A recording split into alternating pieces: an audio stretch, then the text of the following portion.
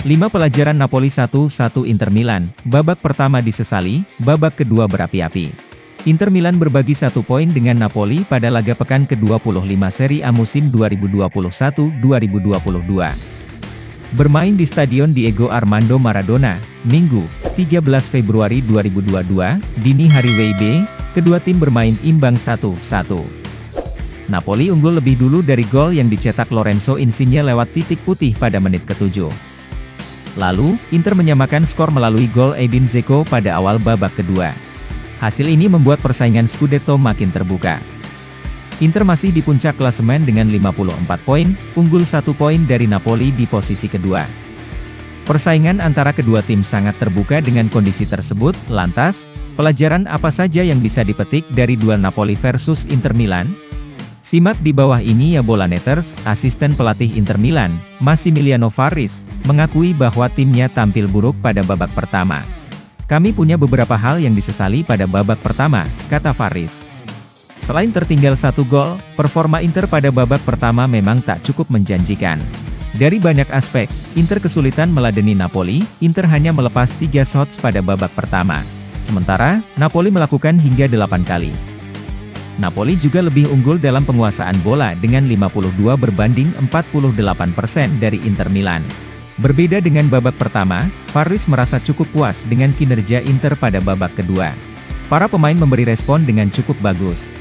Tapi, Napoli juga mengubah taktik dengan lebih bertahan. Kami menunjukkan reaksi hebat dan kekuatan mental dalam atmosfer yang berapi-api. Kami meredam antusiasme Napoli dan bisa saja memenangkannya pada akhirnya, tetapi kami puas dengan 1 poin di sini, kata Farris. Napoli mengubah taktik menjadi 5 dan itu adalah tanda mereka mundur, sementara kami masih memiliki bahan bakar di tangki, tegasnya.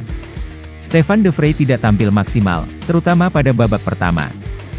De Vrij kesulitan meladeni Victor Osimhen dari Napoli, tapi dia bermain agak lebih baik pada babak kedua. Selain De Vrij, ada Denzel Dumfries yang juga tidak tampil pada level terbaiknya.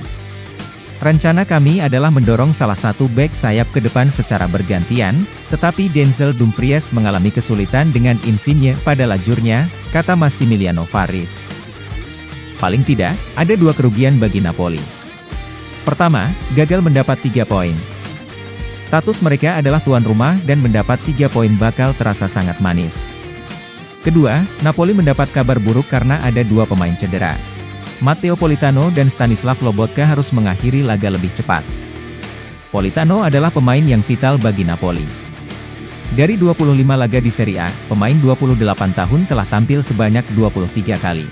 Sementara, Lobotka mengalami masalah otot dan membuat stok gelandang berkurang. Hasil imbang yang didapat Inter dan Napoli membuat persaingan Scudetto sangat terbuka. Berbagi 1 poin bukan hasil yang bagus untuk Napoli dan Inter. Sebab, orang ketiga bisa jadi yang pertama. Inter tetap berada di puncak klasemen dengan 54 poin. Napoli di posisi kedua dengan 53 poin. Lalu, orang ketiganya adalah AC Milan dengan 52 poin. Milan akan berada di puncak jika menang atas Sampdoria pada pekan ke-25 ini. Patut dicatat, Inter masih punya 1 laga tunda. Jadi, persaingan bakal sangat menarik. Apalagi, jika terus tampil konsisten, bukan tidak mungkin Juventus akan menyusul.